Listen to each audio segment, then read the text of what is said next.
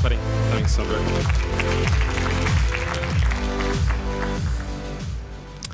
Thanks very much. So I've slung up one pretty random selection of quotes. We're being told we need to double food production or massively increase it by Monsanto, by the FAO, by a whole load of other things. It's the dominant voice in the food system. The first problem with this solution to the world's problem of food is that it's wrong. And the second is that it's actually the biggest long-term threat to global food security. It's going to destroy the planet. We don't have any way of increasing food in the way that's needed without destroying our planet. So my job has been to tackle that. And the principal way in which I've done that has been to expose the biggest hypocrisy, namely the fact that a third of all of that food we're producing is already being wasted. We're already consuming more in rich countries than is good for us. So I've really focused in on the issue of food waste as really kind of the underbelly, the vulnerable underbelly of that paradigm, that increasing production is what we need. I started that by campaigning really as a teenager and then a 20-something rummaging in the bins of supermarkets. Eventually I got round to publishing this quite serious tome, 350 pages of densely argued text and numbers, in which I established that 1/3 of all the world's food was being wasted. And that really kicked off a global debate. It's been since then endorsed by the likes of the UN, this kind of data crunching. But the book wasn't enough. I needed to make it appetizing, fun, engaging, and inspiring, getting people really involved in everything that they as individuals can do and that they can do to change the food system that they're participating in. I organized the first Feeding the 5,000 event in 2009. We fed 5,000 people in Trafalgar Square with food that otherwise would be wasted.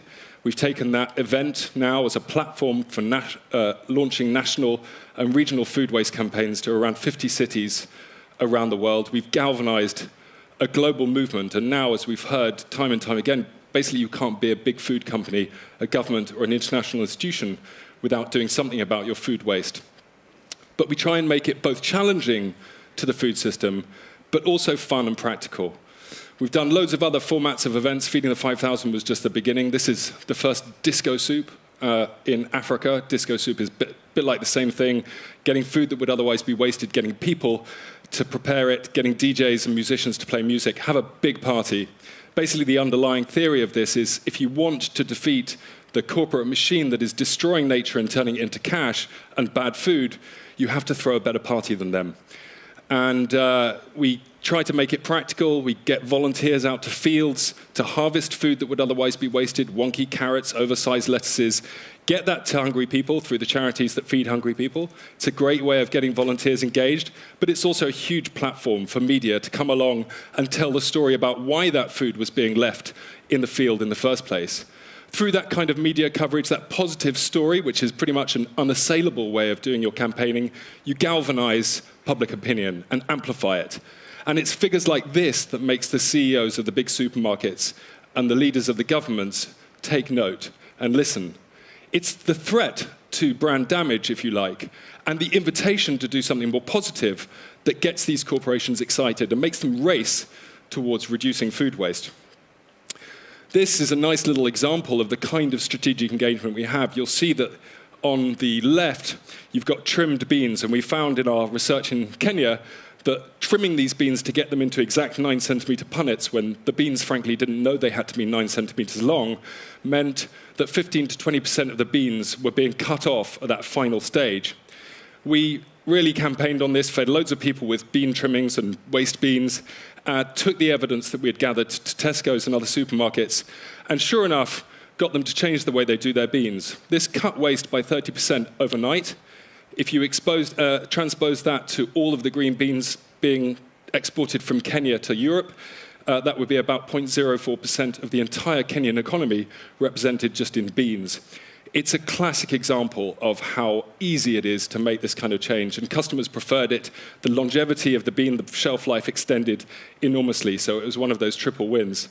These ladies who have grown basil in Kenya aren't even going to harvest any of it. They've had their order cancelled. And we've also worked with legislators in the United Kingdom and are now pushing for similar legislation across Europe to say that supermarkets can no longer cancel orders and cause a cost and a waste to their suppliers.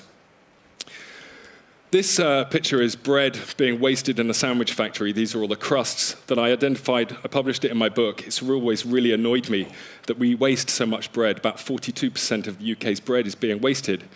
It's something that we've campaigned on, something we've argued about, we've got so far. But my most recent innovation is, again, having a better party than the people that are wasting it. We turn this waste bread, surplus fresh bread, day fresh from the factories, and we turn it into craft ale. Toast Ale is a company I started last year. We're already in the UK, in the US. We've got franchises in Reykjavik and in South Africa. We're going to be doing this all over the world, and there are loads of replica companies now doing it. 100% of the profits of Toast Ale go to the charity Feedback that I founded. So we've been asked to talk about some of our mistakes. I wish I'd evaluated our impact better from the beginning, because we've seen enormous impact. In the UK, we've measured it, 25% reduction in household food waste in the UK, roughly equivalent in companies, but we don't have the data of our impact elsewhere in the world. We've constantly innovated, but we prioritize spontaneity over strategy. I think that's got strengths. It's also clearly got weaknesses. And the other thing that I have definitely learned was a mistake is not to ask for help. This is a picture of me asking for help, essentially. We're very good at helping others. We promote all the solutions that we find around the world. But we've only just started asking people to help us. We've set up the Feedbacker network, where people can actually contribute financially to Feedback's work. Those are my 3 areas of error, and I will stop there because my time is out. Thank you very much.